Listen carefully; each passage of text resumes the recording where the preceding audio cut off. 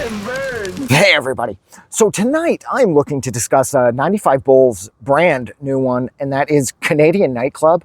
This was released, I believe, last Friday, which would make it, what is it, June 19th or something, I guess, because it's about the 26th now.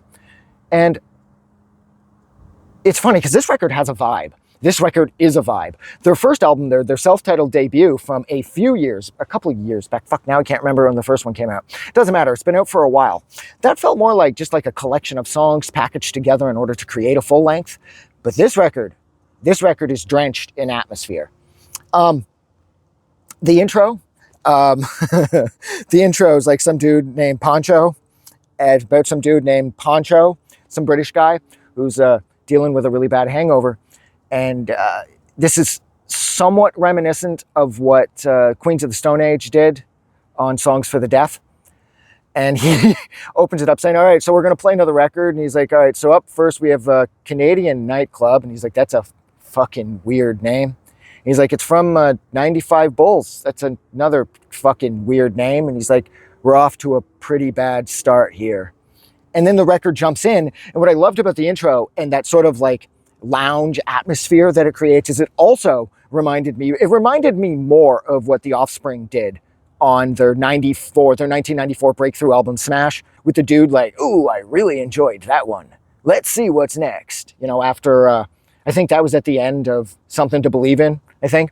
So them throwing up the intro and the outro, having like a voiceover done by some dude, is very reminiscent of what The Offspring did. And I love that because I love Smash. And I also, like I said, I also kind of got like the Queens of the Stone Age, Songs for the Deaf vibe. That's another rad record. I like Smash way more. But this record, like I said, this record has a vibe. The record doesn't really let up. I felt the same way about the first one, is the songs just continuously hit. I mean, my favorite songs off here, I mean, It Was Rough, Little Lawman, Well Wisher, Gin Shot, When You Fall, Broken Things, I think is like actually has real potential to be like a radio hit for them. It's like there's a lot of single worthy songs on this record, but I think Broken Things is probably the best one. And it's weird, that was one of the ones that they didn't release. I know they put up Gin Shot.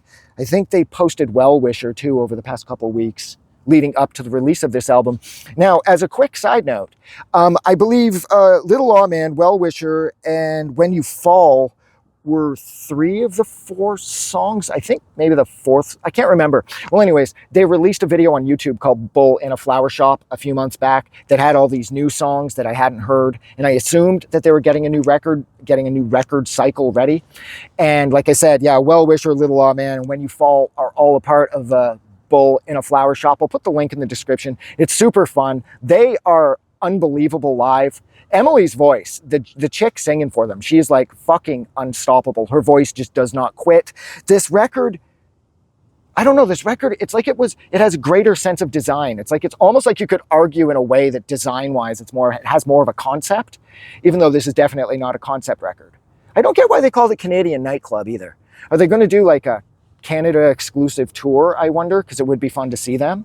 Like, the White Stripes did with Under Great White Northern Lights. They did like a massive tour playing small venues, tiny venues throughout parts of Canada that routinely don't get bands touring there, which I thought was really clever of the White Stripes. And considering that they called this record Canadian Nightclub, it does lead me to think that at some point, the great country of Canada, the country that I'm currently in, will play a part at some point, because they, as far as their touring cycle is concerned, or at least that's the vibe I'm getting from this, I feel sort of like they've already announced a West Coast tour where they're playing like a handful of shows out West, like as in West Coast United States, not West Coast Canada, of course.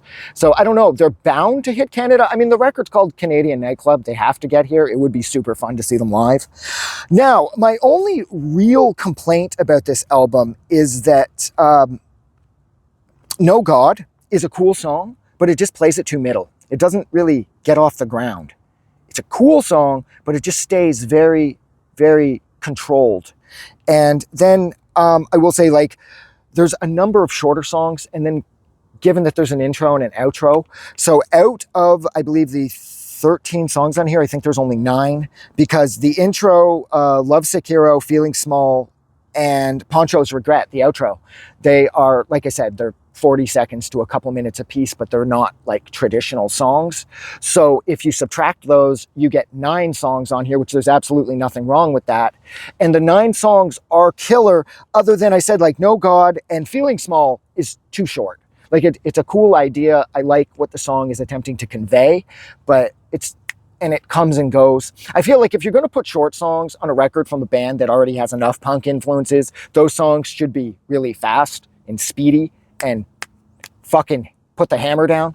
So having more interlude-ish songs, I feel sort of takes away from the overall experience, but it does add to the atmosphere. So I can't bash them too much. It's cool. And they have, of course, this time they have like a full like vinyl cycle. You can get the clear vinyl from their Bandcamp. The record is up there. I bought the digital record because I just don't touch physical media anymore myself. Like I thought it would have been really rad to buy the record, but then it would just sit there with the rest of my records that I can't get rid of because they have like some too much emotional weight or some shit. Like, you know what I mean? I can't get rid of these things even though I don't touch them. Like, I don't even touch my Taylor Swift records. They just fucking sit there.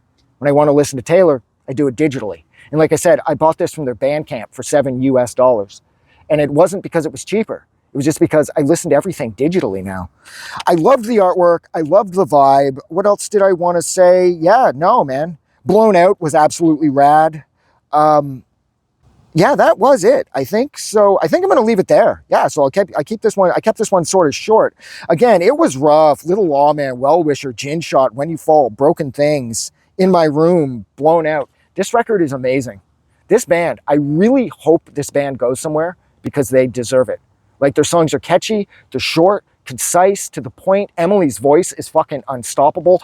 I love the Murder City Devils vibe they got going with tossing in the synths and the keyboards and the chick on the organ or whatever. It's not really an organ, but you know what I mean? The Murder City Devils influence works so well for this band. But Emily's voice, Jesus Christ, her voice alone should guarantee this band some sort of financial success into the lottery that is rock and roll. But look, I'm getting out of here.